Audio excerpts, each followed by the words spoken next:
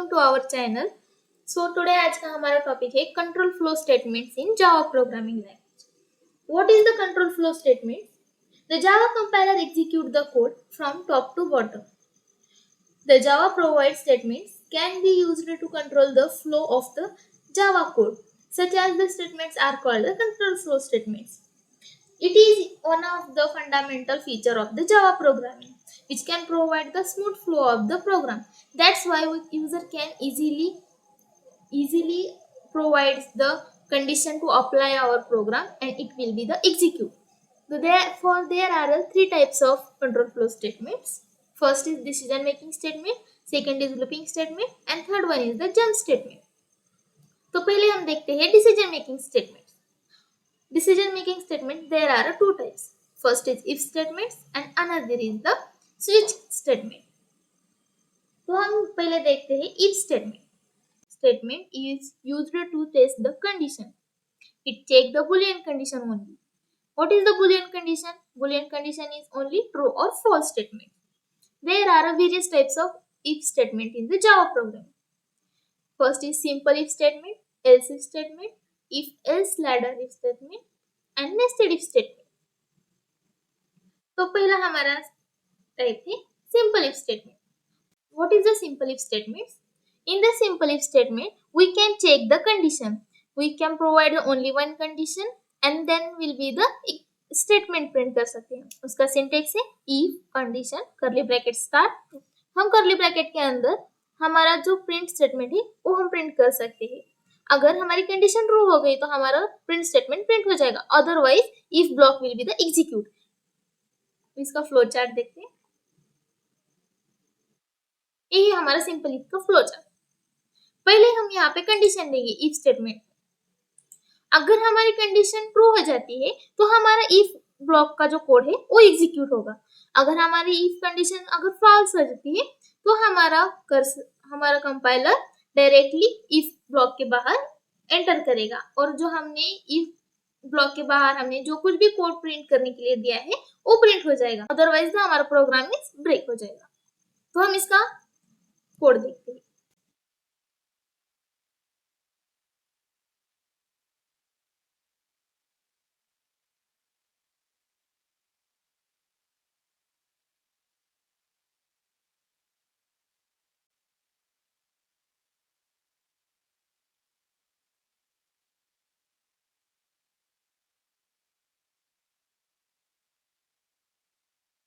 हमें यहाँ पे इफ कंडीशन दी है एज. ऊपर हमें एज डिफाइन करनी पड़ेगी. एज इक्वल्स टू 10 डिफाइन किया हमने. उसके बाद हमने इफ में कंडीशन दी है एज इज ग्रेटर देन 18. अगर हमारी कंडीशन ट्रू हो जाती है तो हमें क्या प्रिंट करना चाहिए? द सिस्टम डॉट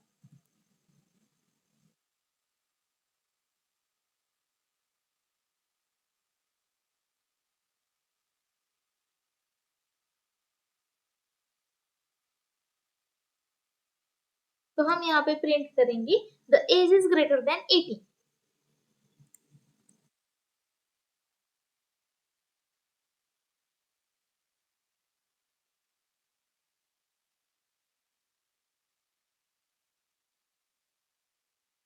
इससे रन करते हैं.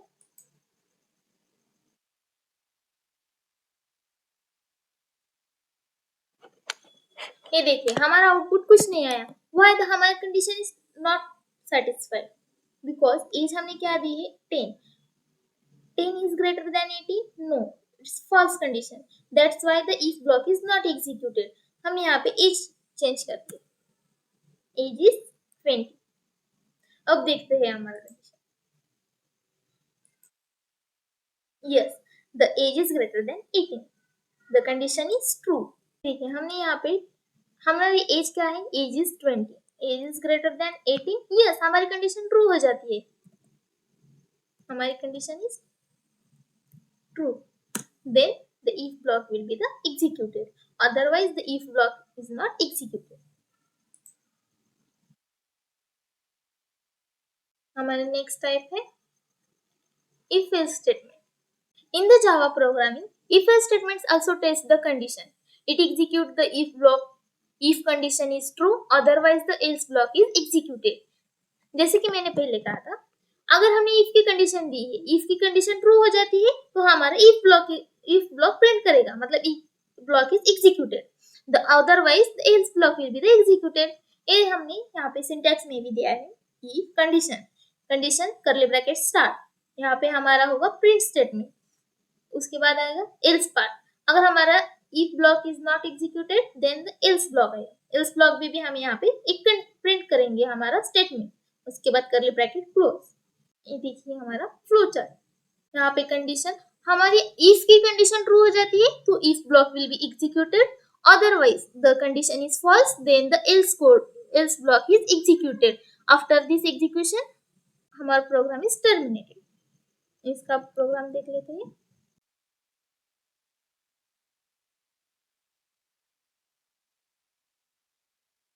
यहाँ पे इंटीजर डेटा टाइप लिया है, number equals to 30।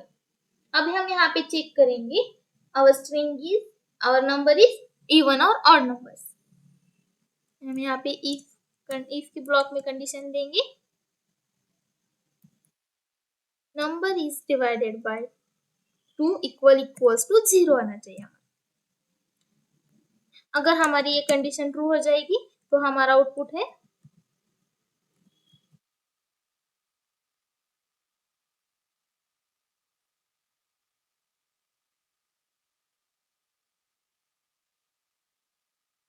Number is even. अगर हमारी ये कंडीशन फॉल्स हो जाती है तो हमारे यहाँ पे आएगा एल्स ब्लॉक। हम एल्स पार्ट में भी प्रिंट करेंगे statement.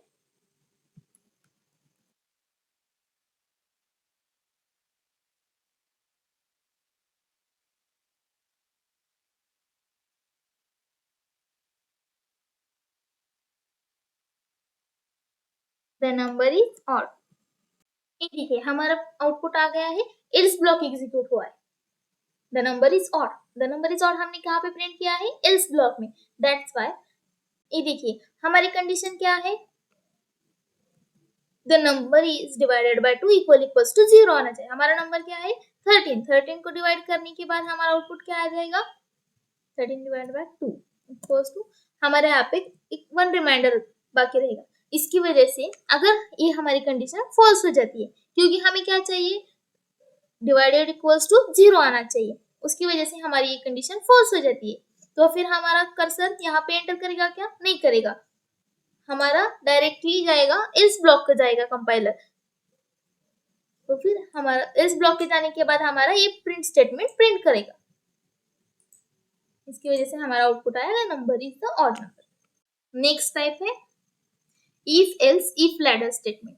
If else if ladder statement में क्या है, it will be the execute the multiple condition, it will be execute the one condition from the multiple statement, it's called the if else ladder statement। ये देखिए हमने यहाँ पे if में condition 1 डाली है, अगर हमारी कंडीशन 1 ट्रू हो जाती है तो फिर हमारा प्रोग्राम यहीं पे एग्जीक्यूट होगा। अगर हमारी condition first is not true then it will be goes to the next else if condition, मतलब हमारी यहाँ पे सेकंड कंडीशन आ जाएगी, हमारी यहाँ पे सेकंड कंडीशन आ जाएगी। अगर हमारी second condition is true then this part will be the executed, otherwise the compiler goes to the another condition, it will be check the next condition, it is true then it will be execute the this part, otherwise the until their condition is satisfied it will be the check the multiple conditions, otherwise it will be goes to the else part। this is the हमारा last part of the program का flow chart. ये देखिए if else ladder, if else ladder में क्या होना चाहिए, अगर हमारी कंडीशन फर्स्ट इज ट्रू, हमारी condition first condition is true हो जाएगी तो डायरेक्टली स्टेटमेंट प्रिंट कर देगा। अगर फर्स्ट स्टेटमेंट इज हमारी फॉल्स हो जाती है तो फिर it will be check the second condition, अगर हमारी सेकंड कंडीशन ट्रू हो गई it will be print the second statement. ये हमारी प्रोसेस इसकी कंडीशन ट्रू होने तक ये ऐसी ही चलती रहेगी। उसके बाद अगर हमारा लास्ट स्टेटमेंट भी अगर फॉल्स हो जाता है तो हमारा बाय डिफॉल्ट स्टेटमेंट जो रहेगा वो प्रिंट करेगा। इसका प्रोग्राम देखते हैं। ये देखिए इफ एल्स लैडर में हमें क्या प्रिंट करना है, यहाँ पे द नंबर इज पॉजिटिव और नेगेटिव नंबर। तो फिर इसलिए हमने यहाँ पे इंटीजर डेटा टाइप लिया है नंबर इक्वल्स टू 13। हाँ, हम यहाँ पे इफ कंडीशन में पहले चेक करेंगे the number is greater then 0। हमने यहाँ पे कंडीशन दी है नंबर इज ग्रेटर देन 0, तो हमारा नंबर क्या है -13। -13 इज ग्रेटर देन 0, यस और नॉट। यहाँ पे हमारा कंडीशन फॉल्स हो जाएगी, तो इसलिए ये इफ ब्लॉक में एंटर नहीं करेगा, ये डायरेक्टली इफ ब्लॉक के बाहर आ जाएगा। इफ ब्लॉक के बाद में क्या है हमारा एल्स इफ, मतलब हमारी second if condition. Second if condition यहाँ क्या है हमारी the number is less than 0, तो हमारा नंबर क्या है -13। -13 इज लेस देन 0, यस, हमारी कंडीशन यहाँ पे ट्रू हो जाती है। That's why the compiler goes into the this else if part and it will be print the number is negative number.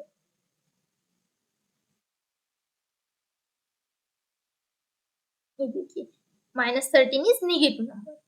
अगर हमारी ये भी कंडीशन फॉल्स हो जाती है, मतलब हमारा नंबर क्या रहेगा 0। 0 रहने के बाद हमारी कौन सा ब्लॉक एग्जीक्यूट होगा, this last one block will be executed. उसके बाद है हमारा nested if statement. Nested if statement क्या है, nested if statement represent the if block with in the another if block. मतलब यहाँ पे दो इफ कंडीशन रहेगी, मतलब इनर इफ ब्लॉक और आउटर इफ ब्लॉक। अगर inner if block condition will be executed only where outer if block condition will be automatically true। ये देखिए यहाँ पे इफ कंडीशन ये रही हमारी फर्स्ट इफ कंडीशन। उसके बाद अगर हमारी यहाँ की कंडीशन ट्रू हो जाती है, मतलब कंडीशन ये ट्रू हो गई 1, तो हमारा कंपाइलर एंटर करेगा इफ कंडीशन सेकंड इफ में।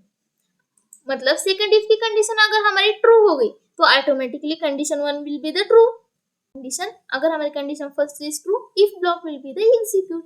Otherwise condition first is false, it will be goes to the terminate the program. मतलब हमारे जो दोनों इफ कंडीशन वाले ब्लॉक है उसके बाहर आ जाएगा हमारा कंपाइलर। अगर हमारी फर्स्ट ट्रू हो गई condition, then automatically second condition will be true. अगर सेकंड कंडीशन फॉल्स हो जाती है हमारी, तो फिर it will be terminate the program. Nested if statement देखिए, हमने यहाँ पे two data types, two variables declare किए। यहाँ पे फर्स्ट वेरिएबल है इंटीजर एज डिक्लेयर किया है, और सेकंड वेरिएबल है हमारा इंटीजर वेट डिफाइन किया है। तो हम यहाँ पे देखते हैं, देखिए फर्स्ट इफ में हमने कंडीशन डाली है age is greater than equals to 18। हमने यहाँ पे एज कितने डाली है 25। यस, हमारी यहाँ पे कंडीशन ट्रू हो जाती है 1, तो 25 is greater than equals to 18। Yes, इस condition it will be true. Then the compiler goes to the second if statement, means यहाँ पे आ जाएगा हमारा कंडीशन। तो फिर हमारा यहाँ पे क्या डाला है हमने second condition, the weight is greater than equals to 50। The weight is greater than equals to 50, मतलब हमारा वेट कितना है 45। 45 is greater than 50, no, this condition will be the false.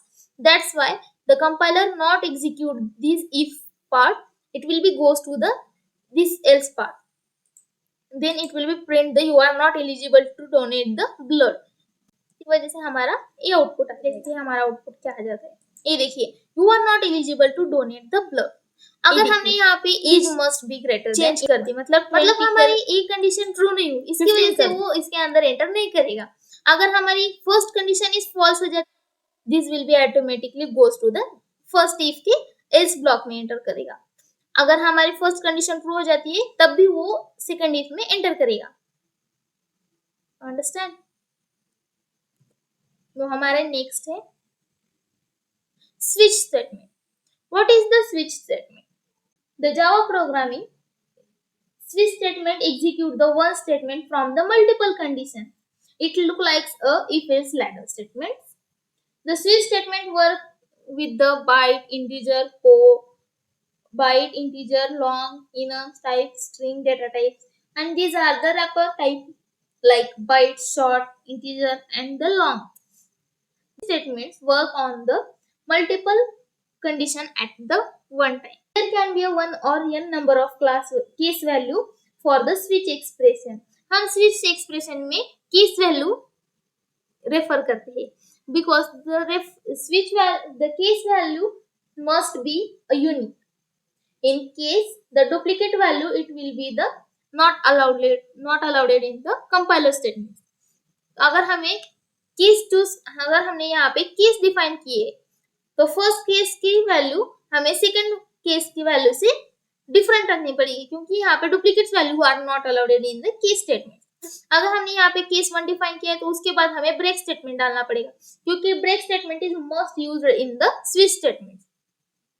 ये देखिए हमने स्विच केस में हम यहाँ पे एक्सप्रेशन में कंडीशन डालेंगे, उसके बाद हमारा केस 1.